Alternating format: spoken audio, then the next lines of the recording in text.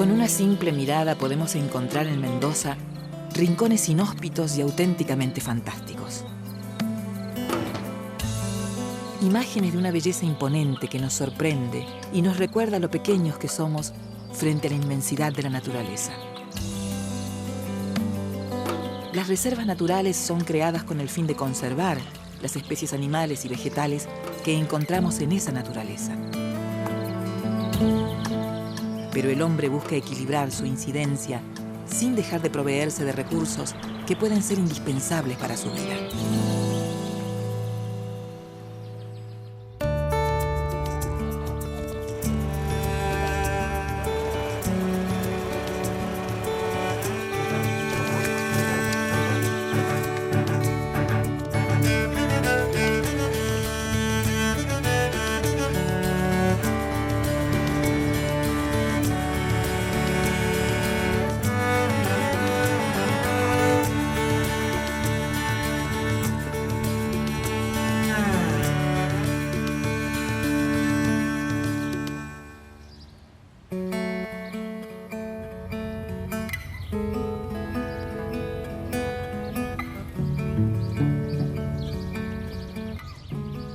Mendoza ha declarado 15 reservas naturales que integran una red propia de dominio en la región.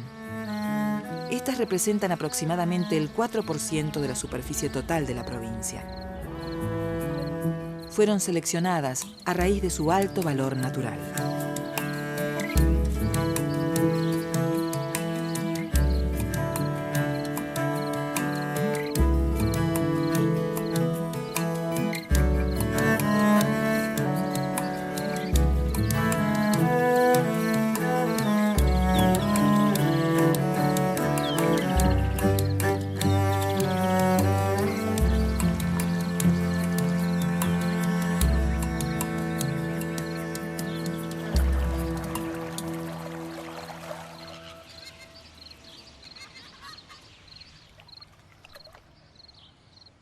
La evaluación previa para determinar la creación de un área natural protegida tiene que ver con una serie de estudios que realizan precisamente organismos científicos, que pueden ser provinciales, nacionales o mundiales, y a través de esa evaluación se aprueba la creación de un área protegida.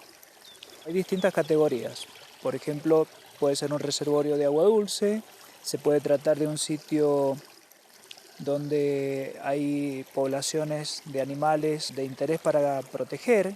Todo este tipo de características llevan o determinan la creación de un área natural. Las áreas protegidas ocupan el 12%, aproximadamente el 12% del territorio del mundo. Es más que, digamos, si sumáramos China, Estados Unidos y algún otro país más en su conjunto. Se van estableciendo diferentes metas y, por ejemplo, ya en nuestro país la meta que ha establecido la Administración de Parques Nacionales hacia el futuro es del 15%. Y en este momento estamos en alrededor del 9% de territorio de Argentina protegido.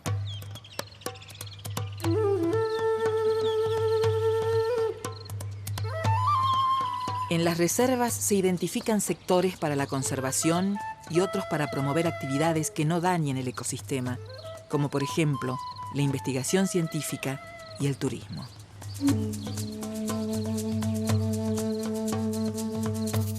Nos encontramos en la provincia de Mendoza, concretamente en la zona sur de nuestra provincia. Nos encontramos también a 70 kilómetros de la ciudad de Malargüe. Y como decía Julio Verne, estamos ingresando a las entrañas de la tierra para descubrir la famosa Caverna de las Brujas.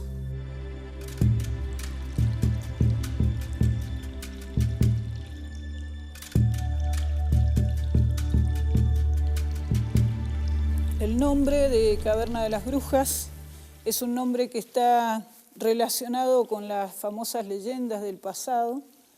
Y existen varias leyendas.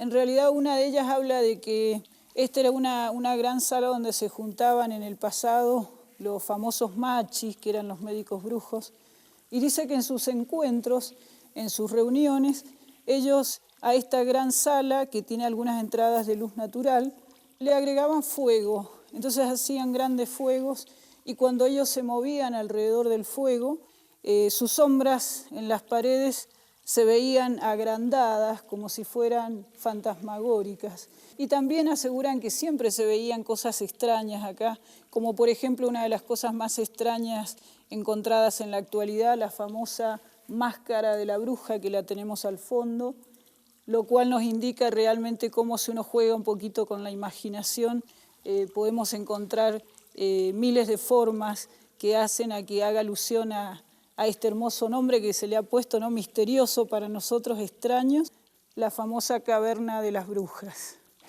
Si pensamos en Caverna de las Brujas, se trata de un sitio que tiene formaciones geológicas de un alto valor que se producen dentro de esa caverna y eso determina su característica sobresaliente. Las cavernas en realidad se tienen que proteger por varias razones. Una de ellas es por su belleza paisajística, es decir, uno mira una estalagmita, una estalactita, los velos, las formaciones coralinas, se quedan maravillados y eso es algo que hay que proteger, digamos. Pero hay muchas otras razones. Por ejemplo, las cavernas también se tienen que proteger porque tienen una gran biodiversidad en su interior. A veces va a haber una vida mayor en las salas donde hay luz, pero también va a haber una vida que va a estar bien adentro, en la oscuridad total, donde uno pensaría que no hay vida. Hay una gran cantidad de fósiles afuera que demuestran que estuvo el mar en el pasado. Y también en las cavernas, investigando las estalagmitas o alguna formación de las cavernas, se puede determinar cómo fue el clima hace millones de años atrás.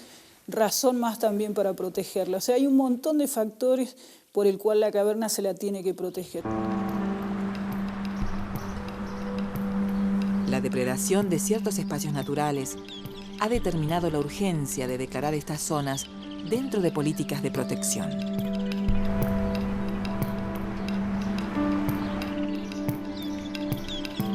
En este momento estamos en la Reserva Telteca, una reserva ubicada al noreste de Mendoza, en el centro de la región biogeográfica del Monte, una de las zonas más áridas del país. La creación de la reserva obedece a la intención de proteger relictos de bosque de algarrobo. El algarrobal ha sido la comunidad vegetal más importante desde el punto de vista económico en la zona árida argentina, debido a que provee madera, postes, carbón, y todas estas propiedades ha hecho que durante la primera mitad del siglo XX haya sufrido una fuerte explotación para utilizar sus recursos para el desarrollo de los oasis irrigados. El algarrobo era el árbol para las comunidades originarias, para los pueblos primitivos, y dada el tiempo que se demora en crecer, era un capital importantísimo el bosque seco, el bosque abierto de algarrobos que cubría las planicies del este de Mendoza. Con la llegada del ferrocarril y con la expansión del modelo vitivinícola en el oasis, ese bosque fue talado casi en su totalidad. Y bueno, estudios que hemos realizado en la zona han identificado que en 35 años se extrajeron prácticamente 1 millón de toneladas de madera, leña y postes y carbón, que gran parte fue destinado a la riqueza de la construcción del oasis, al crecimiento de la ciudad de Mendoza y a la conducción de la vid en la zona irrigada. La zona árida argentina es cierto que tiene, en comparación con otras regiones del país, un menor índice de diversidad. Sin embargo, las especies que están en las zonas áridas representan los extremos de las líneas evolutivas que se adaptaron justamente y contienen las adaptaciones a ambientes extremos, ambientes con un gran estrés hídrico en este caso, en otros casos estrés salino, digamos, y esto es lo que las hace interesantes desde el punto de vista de la conservación que tenemos acá adentro. Conservar la naturaleza también es proteger la historia y la cultura. Para Para los científicos, las huellas de la Tierra son un camino para estudiar y comprender el pasado.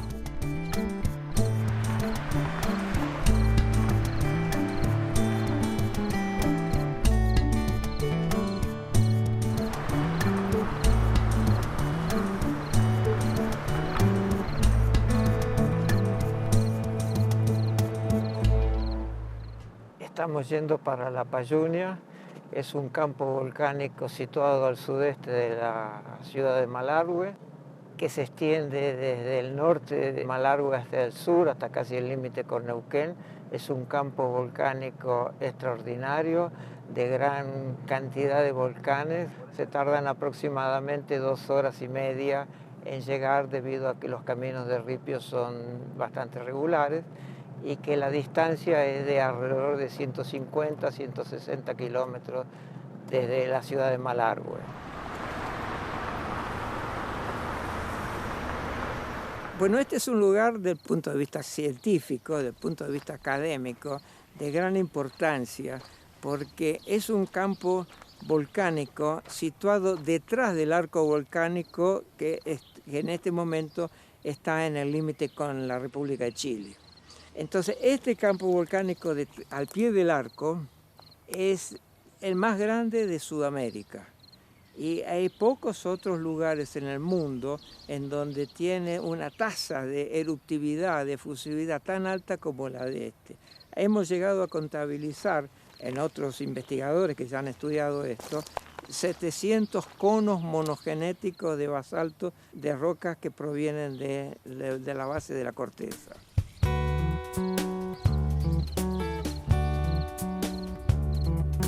La Payunia es un campo volcánico muy extenso que por sus volcanes jóvenes y su variedad de tipos eruptivos se convierte en una zona interesantísima para el estudio del comportamiento de la Tierra.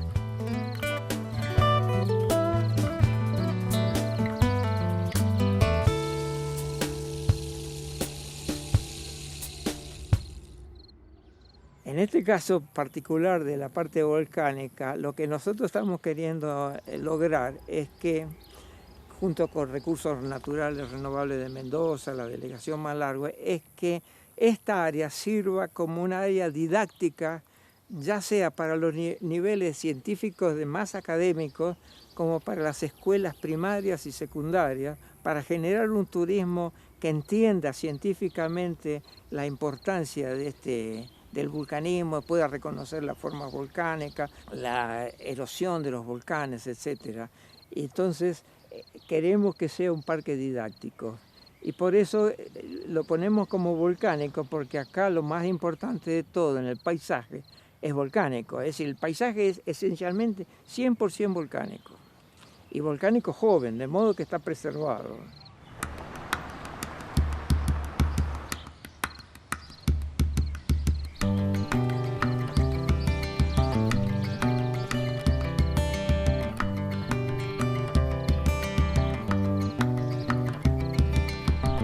Los volcanes no son la única riqueza de la Payunia. La flora y la fauna sorprenden y son protegidas dentro de estas reservas. Una población de más de 10.000 guanacos vive y se mantiene intacta de la caza y la depredación en una extensión de 450.000 hectáreas.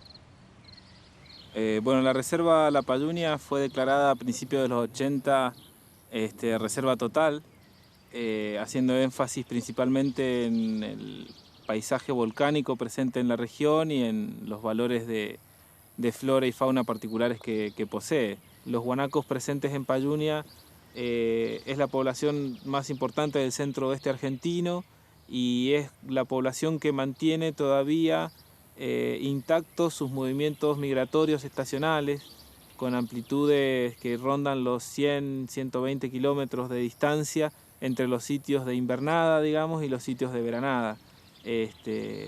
Las grandes extensiones abiertas sin interferencias de barreras físicas que puedan, digamos, impedir estos normales desplazamientos, hacen de que todavía tengamos, digamos, esa expresión natural dentro de lo que es la reserva, ¿no? Estos movimientos estacionales y migratorios de los guanacos.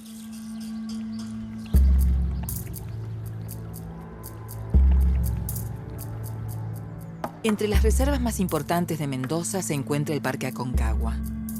Emplazado en el imponente marco de los Andes centrales, alberga en su interior el cerro más alto de América. Con sus 6.962 metros de altura, el llamado Centinela de Piedra es el cerro más visitado por deportistas de todo el mundo.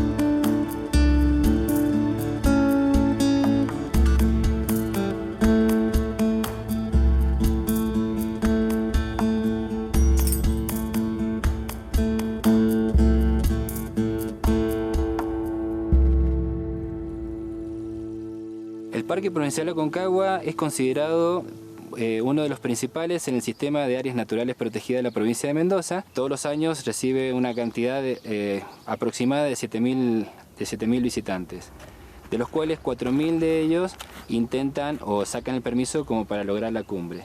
Otros tantos vienen a visitarnos para recorrer sus quebradas en situación de trekking corto o trekking largo.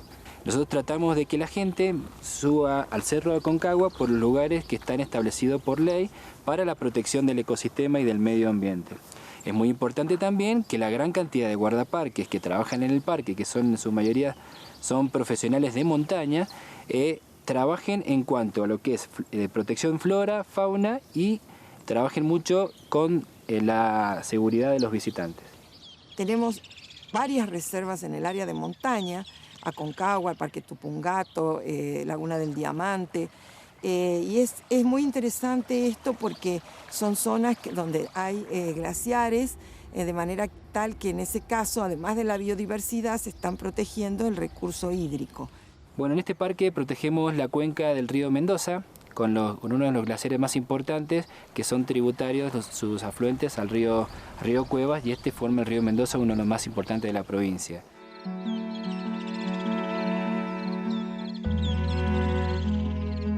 Pensar en la conservación de la naturaleza dentro de las reservas, sin pensar en las personas y comunidades que las habitan y que se sirven de esos recursos como sustento, no tendría sentido. La preservación también debe tener en cuenta la convivencia humana con la naturaleza. Se está empezando a ver que la conservación es compatible con la utilización y que uno de los aspectos interesantes sería extender la conservación a las áreas que no son reservas. Por lo tanto, es salir de la reserva, usar la reserva como un núcleo, pero saliendo de la reserva para que todo el sistema tenga una conservación, un uso sustentable. El criterio administrativo de las áreas protegidas ha dejado de ser, digamos, el de tener un lugar estrictamente protegido donde no se puedan desarrollar las actividades humanas. Realmente el desafío en estos tiempos es poder desarrollar las actividades humanas en un marco de sustentabilidad, y para lo cual las áreas protegidas deberían ser un ejemplo de caso, ¿no es cierto?, de esta relación de la sociedad y la naturaleza. Tenemos pobladores dentro de la reserva, se tratan de llevar adelante diferentes estrategias para que la convivencia, digamos, o el desarrollo sea sustentable y acorde con las características del lugar. Y bueno, así es el caso de los pobladores que se juntaron y formaron una cooperativa para poder hacer la esquila de guanacos y tratar de a una especie, digamos, tan importante y que se encuentra en un estado tan saludable en la reserva, tratar de aprovecharla de alguna manera, ¿no?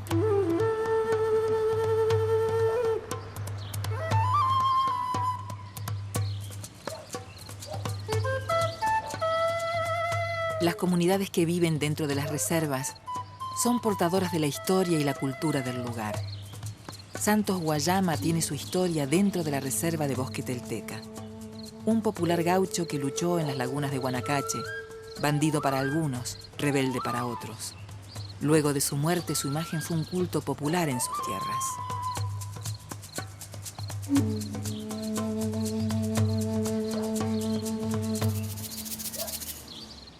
Y acá estamos en el lugar Puesto San Roque, se llama.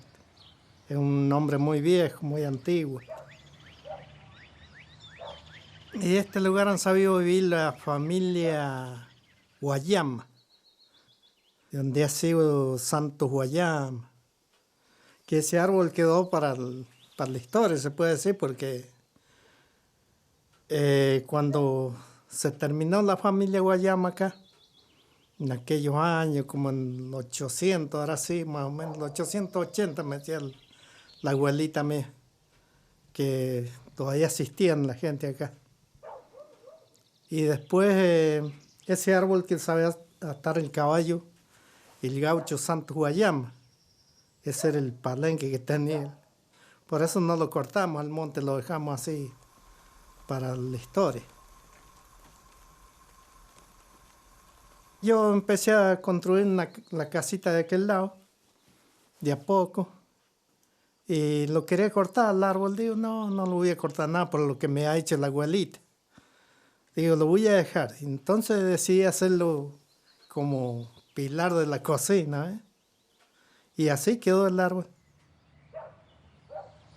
La presencia de las comunidades humanas, de los pueblos originarios, es constante. Es decir, es muy difícil separar la naturaleza de las comunidades. Entonces, ya surge también la necesidad de pensar estas áreas naturales, no solamente para conservar las especies animales y vegetales, sino también aquellos habitantes de las áreas.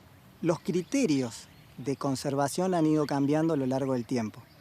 Los criterios de conservación antes fijaban que clausurábamos una reserva y en esa reserva no había más ningún tipo de actividad humana.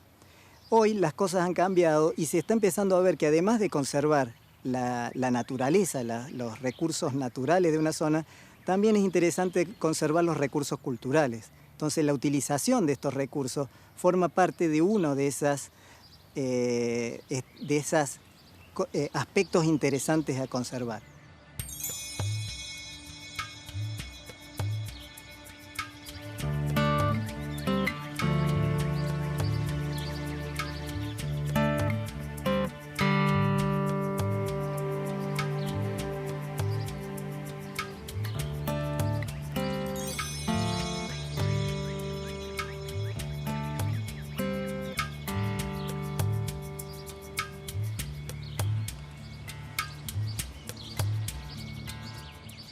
Todas las zonas protegidas tienen una importancia intrínseca, que es la protección de la naturaleza y evitar su contaminación, su destrucción por el hombre.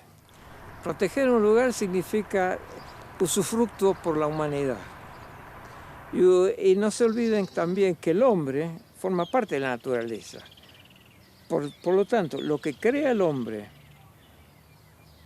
sin dañar el ecosistema forma parte de la naturaleza. Así que debemos cuidar lo que nosotros mismos hacemos, pero tenemos que tener cuidado de no dañar el equilibrio de la naturaleza.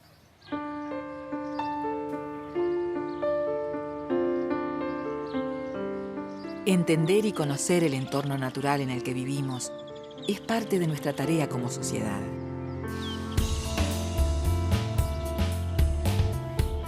Debemos respetar el medio ambiente y preservarlo para el futuro. Lograr el equilibrio entre el conocimiento, la recreación y la conservación es el desafío que debemos alcanzar para una convivencia justa entre el hombre y la naturaleza.